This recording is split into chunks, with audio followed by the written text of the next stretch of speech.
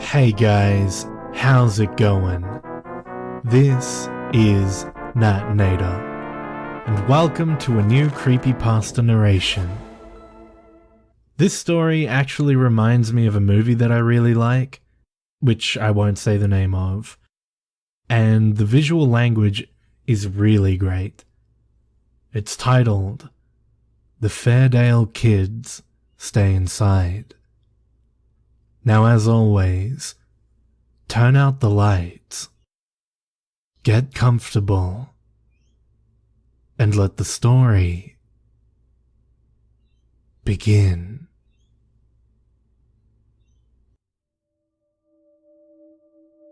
We called them fallen angels. They were strung up by their ankles and suspended from trees. There was always barbed wire, wrapped all around the body, sliced the skin and ripped the tissue, and it was worse if they struggled. Ideally, they would die of dehydration, but this mercy was extended to only a very fortunate few. Most of the time, they would dangle from the branches for hours as the barbs tore their flesh and the pressure built in their heads. When upright, the heart doesn't have to pump blood that hard to circulate through the brain. Gravity does most of the work to get it back down. Consequently, the blood vessels up there are smaller and thinner than in the rest of the body. I'd rather be hung, personally. I would much prefer the struggling for breath and kicking for air and the white, hot agony of my vertebrae coming apart than waiting for the blood to pool in my head, clot, and eventually burst the veins and feel the warm, sticky liquid drip out of my eyes, nose, mouth, and ears. A noose would be kinder, and suffocation gentler. There's something in there, my brother would tell me from the porch, pointing his cigarette toward the trees. It watches people, then strings up the ones it doesn't like. As paranoid as he was, I agreed with him. He spent a lot of time on that porch. I don't let him smoke in the house. He sat out there, cigarette in one hand, gun in the other, just watching the woods and waiting for something to come out. One night, I heard him yelling, frantically trying to get my attention. Gunshot after gunshot exploded through the air and intermingled with his crazy screaming. I ran out onto the porch to find my brother in a panic that was slowly turning to rage. Guns don't do shit! I saw them. Their eyes were just peering out from the trees, fucking watching me. They almost glowed.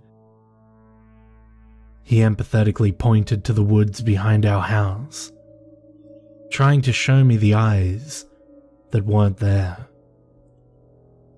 That's no reason to wake up the whole neighborhood. My brother had this habit of keeping his cigarette between his teeth when he talked. Didn't matter how important what he said was. I could only see the glowing end of the cigarette bobbing up and down as the words fell out. It was fucking infuriating, and it was one of those trivial things that finds its way under your skin and stays there, tapping at the inside of your skull. I had expressed my displeasure several times, but he didn't seem to care much. I must have been giving him a look this time, because he yanked the cigarette out of his mouth and let it limply dangle in his fingers. I will not be strung up in those woods. He spat his final words at me before stomping out his remaining half cigarette and storming inside. I wasn't worried that the neighbors would call the police. They knew my brother, and they knew the woods. It was amazing, the things you could get away with in this town. Everybody here was afraid. But more than that, they were constantly on edge, as if their whole body seethed with anticipation. The paranoia that was so ingrained into these people could only be born out of desperation. It seemed that they had tried everything: guns, knives, brute force, shit. One time somebody tried to light the whole forest on fire. The kids played in the street, or, preferably, if they had friends from the next subdivision, in the backyards the next neighborhood over. When they grabbed their flashlights in the middle of the night, they would tell stories about the woods.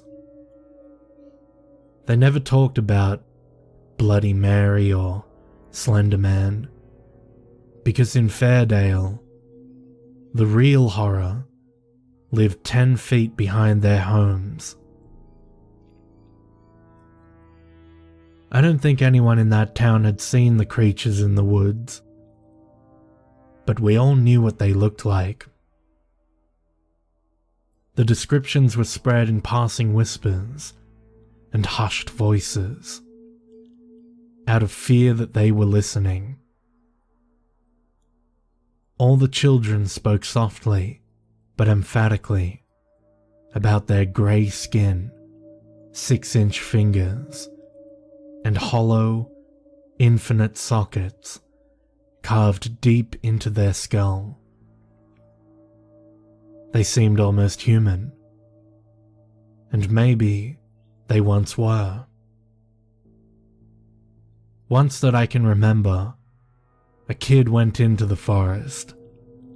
Bunch of others dared him to. They waited in the shadows between houses, hearts pounding, even though they weren't the ones going in. In silence, they watched him glance back, hoping they would call the whole thing off, and reluctantly submerge himself into the trees. There was the snapping of twigs, and then abruptly, stillness. The group didn't take their eyes off the woods, yet they could see the fear among their friends.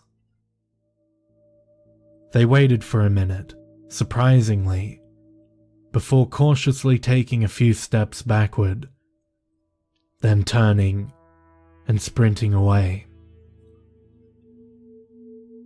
The boy was gone. The very next day, a group of police officers, most of whom resigned that same day, were sent in after him. Let me tell you, he struggled. The wire tore through the skin of his abdomen, leaving his internal organs to spill out and hang from his body. After that day, no children went into the woods. They didn't even have to be told not to. After the paper ran that story, Fairdale lost its mind. Sure, bodies turned up every other week, but it was never a child. That kind of death was somehow more than murder. It was a disaster, a tragedy. I lived right on the edge of the woods, and that incident stuck with me. It somehow made the whole thing real. These things were there, right behind my house. My last night in Fairdale was hopefully the worst of my life. My brother was outside smoking, and I was on the couch, mostly asleep. I'm not a heavy sleeper, so I was glad when the small noises around me seemed to quiet down. But just as I was about to drift off, my brother fired that goddamn gun about 3,000 times, ran inside, and slammed the door behind him. His fucking cigarette, still lit, clamped fiercely between his teeth.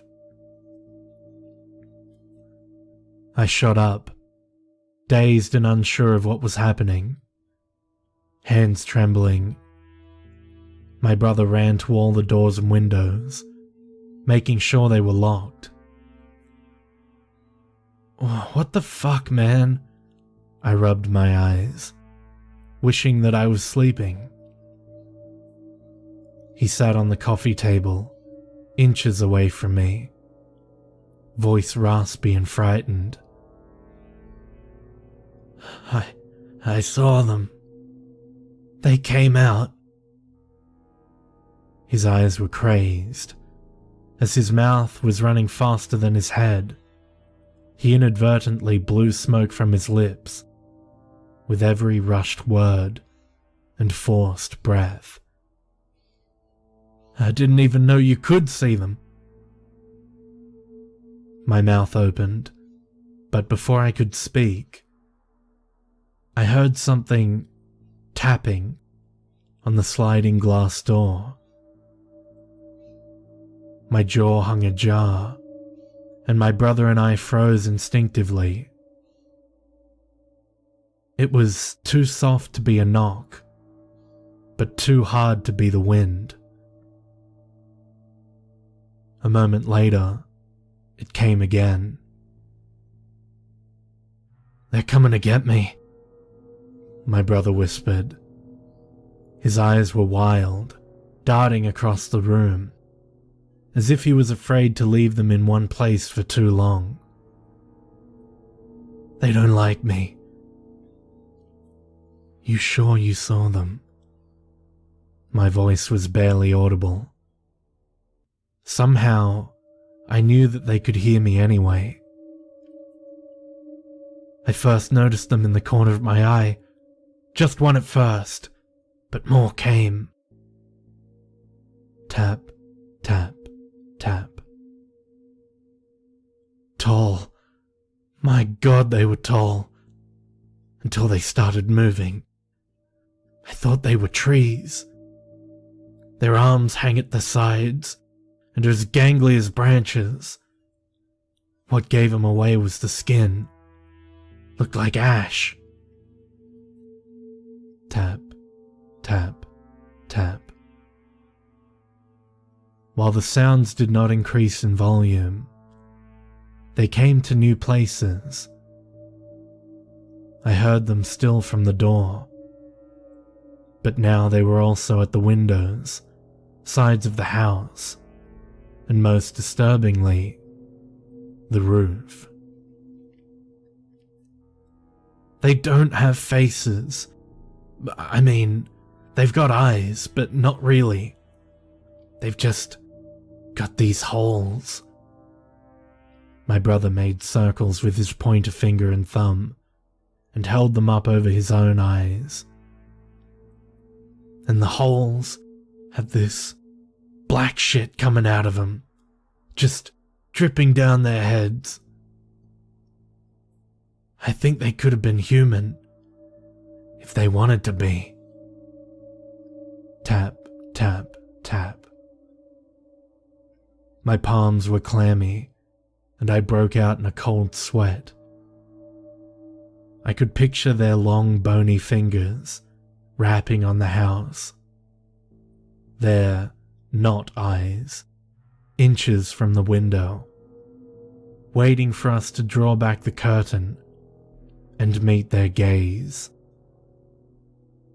Until that moment, I don't think I've ever been truly afraid. Tap, tap, tap. It echoed all around us. We knew we couldn't leave, and even if we called someone, what good would it do? I don't think that anything could save us. Our only option was to wait and hope that we had not received a death sentence. Tap, tap, tap. I now could hear it coming from beneath the house. These things were everywhere. It scared me that they didn't just burst in, that they were waiting for something. And it scared me more that I didn't know what. I couldn't do anything but wait. This isn't how I wanted to die. My brother and I sat on the floor between the couch and the coffee table and hoped it would end. "What do you think they are?" I asked. We'd all heard the stories, but these creatures had no name. They simply existed. They were always here, and we did everything we could to leave them alone, to live without them, and for the most part, they let us. They took some people, I supposed, to make an example. It was a constant reminder of the fear, and maybe it kept this town in line. My brother's head was bowed, and his eyes would not meet mine. He lit his fourth cigarette of the night, taking a long drag and holding it deep in his lungs before releasing it. With his eyes still fixed at the floor, he said the only words that have ever struck real fear into my core. "Jimmy, I think they're God." I could only hear the tapping and feel them staring into me from all directions. Despite the emptiness of the house, we knew that they were, in some way, both inside and outside. I forced my eyes shut, and in the darkness, I was only able to picture their elongated limbs hanging at their sides, their shoulders hunched to fit under our low ceilings. God, I could feel the inky ooze dripping into my hair. I refused to open my eyes, because if I did, they might have been there. If they remained closed, it was easier to pretend. Tap, tap, tap. My brother promised me that he would stay awake all night. He swore. Grabbing a pillow from the couch, he handed it to me and insisted that I slept. I argued, but I was so tired. Eventually, I did fall asleep, albeit against my will. Tap, tap, tap. It had to be noon when I awoke. I was alone. I checked the whole house, and even mustered up the nerve to step onto the porch. But I was alone. Dead or alive, I had to find my brother. I went into the woods. I think that was the biggest fuck-up of my entire life. After a deep breath, I stepped into the tree line. The sun was high in the afternoon sky, but it was impossibly dark inside that forest, and even more unbelievably silent. I was the only thing that disturbed the stillness. I'll be honest here and say that I didn't have a plan. I had no idea where to look for my brother, and I didn't know how I would react if I found him in the branches. When I stopped in a small clearing to look around, the blurs at the corners of my vision began to move. I knew what it was. I froze, and I think that even my heart stopped beating. Maybe they wouldn't see me. Maybe they'd leave. Maybe I was losing my mind. They got closer to me, close enough to see. If they didn't move, they could be the trees. But if they did, they were something that shouldn't have been allowed to exist. I shut my eyes and ran blindly through the forest, running into trees and scraping my arms on low-hanging branches. Miraculously, I made it out. I didn't stop running until I threw myself in my car. I sped down the highway, checked into a motel. Though it took me an extra hour to fall asleep that night, I kept the TV turned up, just in case they came tapping. I never saw my brother or Fairdale again. I'm no genius, but I knew when to get the fuck out of that town. I moved to a new state, this time making sure I lived in the city, away from the woods. Even though years and miles have passed since that night, every so often I hear the tapping again. With the knowledge that I can never escape my hometown, I'm left with nothing else to do but wait until it's my turn and hope I dehydrate.